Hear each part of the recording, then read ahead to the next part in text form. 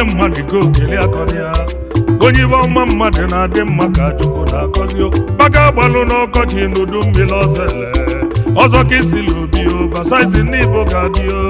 obodo na ya Chukwu ibe dị ka ọzọele akọnaba oversize n'Igbo na ọgị na-emela anyị ebuka ọgbọgụ onye a na-emegbu emegbu ọzọ ka isili obi ọ nata dike ma ọ napụla agụ ibe ọgwụ n'ọnụ ya obodo na ya Chukwu ibe dị ka ọzọele akọnaba oversize n'Igbo na ọgị na-emela anyị ebuka agaghị egbu mgbe onye osi na mmanyụrụ nkọ ọzọ ka isili obi nke ndị ilo bụ obere okwu obodo na ya Chukwu ibe dị ka ọzọele akọnaba oversize n'Igbo na ọgị na-emela anyị ebuka ọgị na-eme n'ụwa n'eziokwu na ọkarịla akarị ọzọ ka isili obi ọlụ dị mma na onwere ụgwọ obodo na ya Chukwu ibe dị ka ọzọele akọnaba oversize n'Igbo na ọgị na-emela anyị ebuka oge ọ bụ na ịnọbe gị ịbata ndị mmadụ akarịa onye ọbụla akọba mkpa ị na-egbu olu mkpaba obodo na ya Chukwu ibe dị ka ọzọele akọnaba oversize n'Igbo na ọgị na-emela anyị ebuka mkpọmkpụ na tụlụ egwu akọ ọzọ ka esili obi ọzọ ka ekpuchi ọnwa nwere onye na-esighị ngọ obodo na ya Chukwu ibe dị ka ọzọele akọnaba oversize n'Igbo na ọgị na-emela anyị ebuka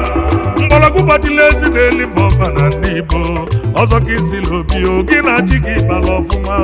obodo na ya Chukwu ibe dị ka ọzọele akọnaba oversize n'Igbo na ọgị na-emela anyị ebuka ụfọdụ anala ibe ebe n'ike jelebe ọzọele peselu ka isili obi agba anya bụ iwe rịtọ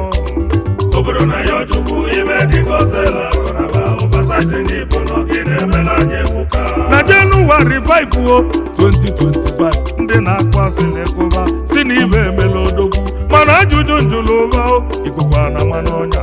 a ga-endizi na ndụ onye ma ọzọ ka esili obi mana aka bụ ibe ga-eme odogwu ibe ike mee a na-akụla ọjị na ndị rọrọ ọjị n'ike obodo na ya Chukwu ibe dị ka ọzọele akọnaba oversize n'Igbo na ọgị na-emela anyị ebuka ụbọchị izizi m batara bụ ọzọ ka esili obi mmadụ zara ka eze azụ a na-eli a na-aṅụ ndị egwu kalịla akali etie ka nwanne etie ulute tọnụmụ mbụlụ hardkọrensi naba obodo na ya Chukwu ibe dị ka ọzọele akọnaba oversize n'Igbo na ọgị na-emela anyị ebuka ka nje n'Igbo jee zute onye dị mma anyị chịbụ ọzọ ka isili obi gbaka gbalụ n'ọkọchị n'udu mmiri oversize n'Igbo na ịga dị n'ọrụ Chukwu nna ya chiri gị eze ike gị ike bata obodo edeluo ọgbọgụ onye a na-emegbu emegbu oyi ma ọzọ gị isili obi n'ọbụ Chukwu nna ya na-eme eze ike gị ike bata obodo edeluo ọgbọgụ onye a na-emegbu emegbu oyi ma ọzọ gị isili obi ibe dị ka aga akọ na m une n'ụwa ọzọ ka isili obi aka ekpuchi ọnwa ọgị na-eme n'egwu m erigene n'ụwa oversize na ndị Igbo ọ bụrụ na mbi egwu wele anya m na-akpọfu gị ịmalụ na ije m adabazigo one n'ụwa ọgị na-eme n'egwu m erigene n'ụwa mgbagbu ụlọ nka tụlụ egwu abụọ n'ọbụ Chukwu nna ya na-eme eze ike gị ike bata obodo edeluo ọgbọgụ onye a na-emegbu emegbu oyi ma ọzọ ka esili obi kemgbe m matara onye ibu ọzọele ana m enwe aṅụli one n'ụwa ebere m ụtụtụ ebibi aṅasị na asị Chukwu ekwene ka ibe ka ike osi abịa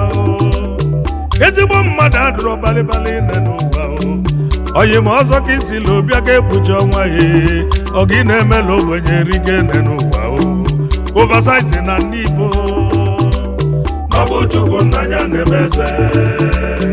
ike gị ike bata obodo edeluo ọgbọgụ onye a na-emegbu emegbu oyi ma ọzọ ka isili obi ọ bụrụ mbata ego bụ isi n'ọbụ obi eji eli ego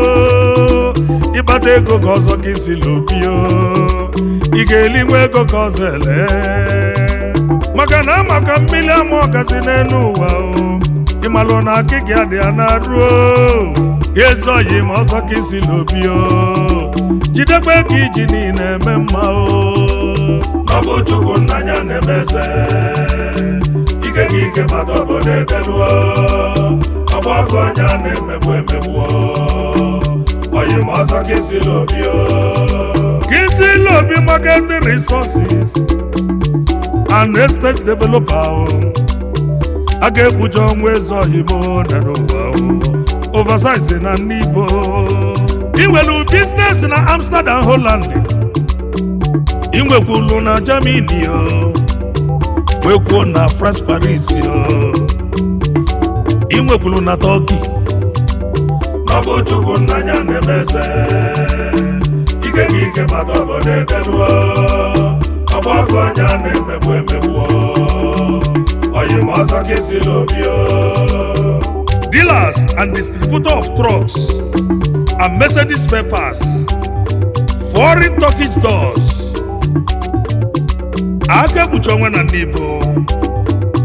number 31 Lawansi Road Itire Surrere Lagos State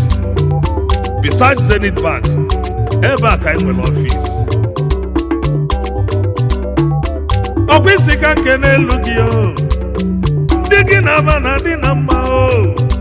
iji na ife medebe Ifeanyi Henry ugebe na aja na n'ọba anyị ego na South Korea emebe ife ego na Turkey ugebe na aja nwachi na-emelu ugebe na aja onye ọba na ide mmiri CEO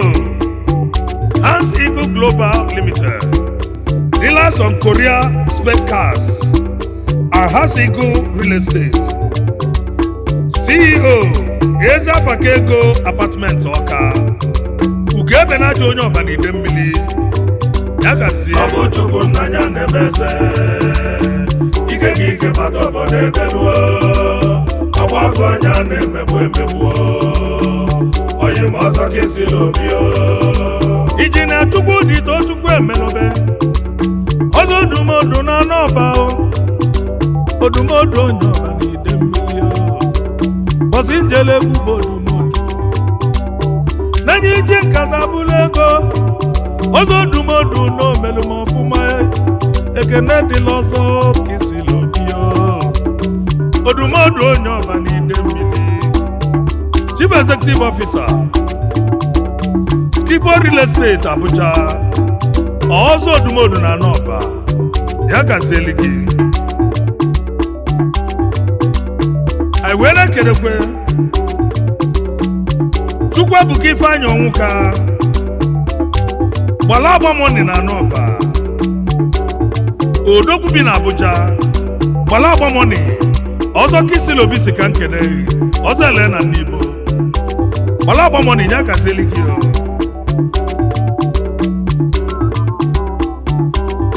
kedu maka Chukwu ebuka Ezeolu Chief Executive Officer Jograno Hotels Ọba Yaken George na Malaysia odogwu Yaken George ọzọ ele na n'Igbo si ka nkene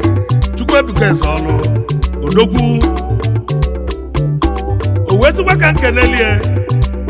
IGO Police Inspector General of Police Kayode Egbetoku IG ya gazieli gị ọzọ ele si ka nkene anyị na-ekenekwe DIG Frank Mba DIG South East niile gba gburugburu odogwu na Nsụka ọzọ Kinsili Obi si ka nkene DIG Frank Mba kedu maka DIG Ben Okoro from Onitsha Ben Okoro ya gazieli gị DIG Ben Okoro anyị na-ekenekwe CSP Ben anya dị egwu Ijele CSP anya dị egwu odogwu ya gazieli gị Ijele ọzọ ele si ka nkene unu ọzọ Kinsili Obi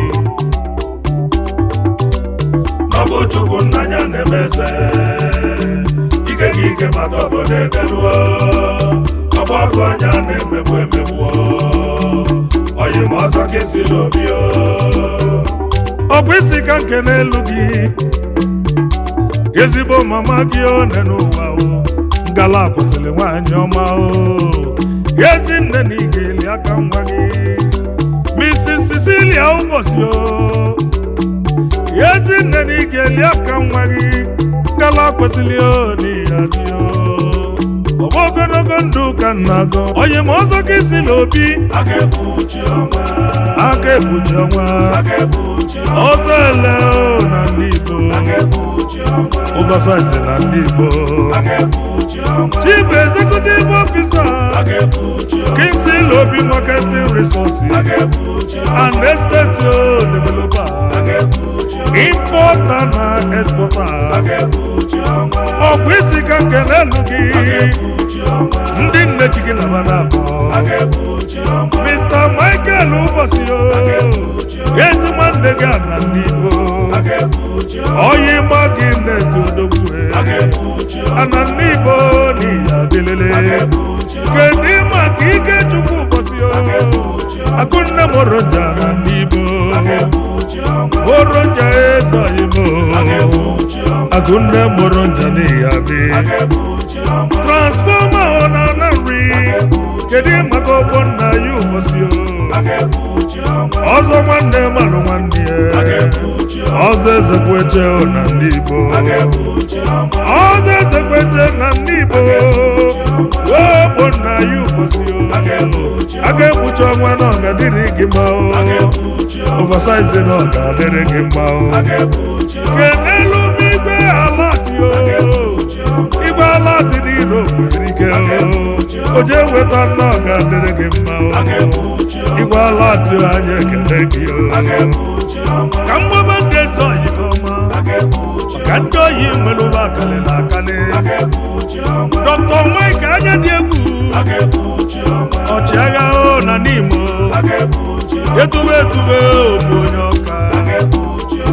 nleleta onye ọka ime n'ọka ọgwụ ịdị ka ọka si adị isokwe n'ọka na-asa eme Dr. Mike anya dị egwu ọchịagha n'Imo na ịga dị barista nke m akọrọ m ogbonna odogwu barista 50 n'ọka onye m okoludo na nwere ọka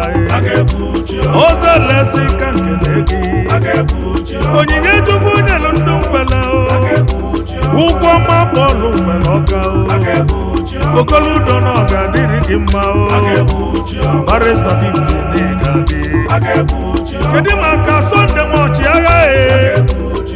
akụ na-ekwu na beela aṅụna ọchịagha ndị ọka ji dị ebube ezi nwanne m akụ na-ekwu Sunday nwa ọchịagha akụ na-ekwu na ọ ga-adịrị gị mma ọzọ elesi ka nkene gị kedu maka Dan Okafọ eze nwa na ndị Igbo of Igbo City Igbo gidi ndị Igbo n'ihe adịlele Dan Okafọ nwanne nke m Igbo of Igbo City ọzọ elesi ka nkele gị Jeff Mora na Amikwa Ọka nne m ochie na ọ ga-adịrị gị mma ọzọ elesi ka nkele gị ọ sị na gịnị a na-abụọ na-adị na mma Jeff Mora n'ihe adịrị m Jeff nwa Mora kedu ịma ka eji ike mbọ ọnụ oyi ma ọkọchị na ndị Igbo ọkọchị anyị na-ana abọnụbido egwu eji ike mbọ ọnụ na ọ ga-adịrị gị mma ọkọchị na ndị Igbo gị na ọzọ ele na-eme nwanne ejike mbọ ọnụ na ị ga-adịrị ọsọ a ga-ekpuchi ọnwa na ị ga-adị ezi oyi m ọzọ ka isila obi a ga-ekpuchi ọnwa na ndị Igbo oversize na ọ ga-adịrị gị mma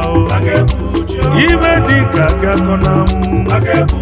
anyị na ọzọ ele na-adị na mma mụ na ọzọ ele na-eme nwanne High Chief ọzọ ka isila obi a ga-ekpuchi ọnwa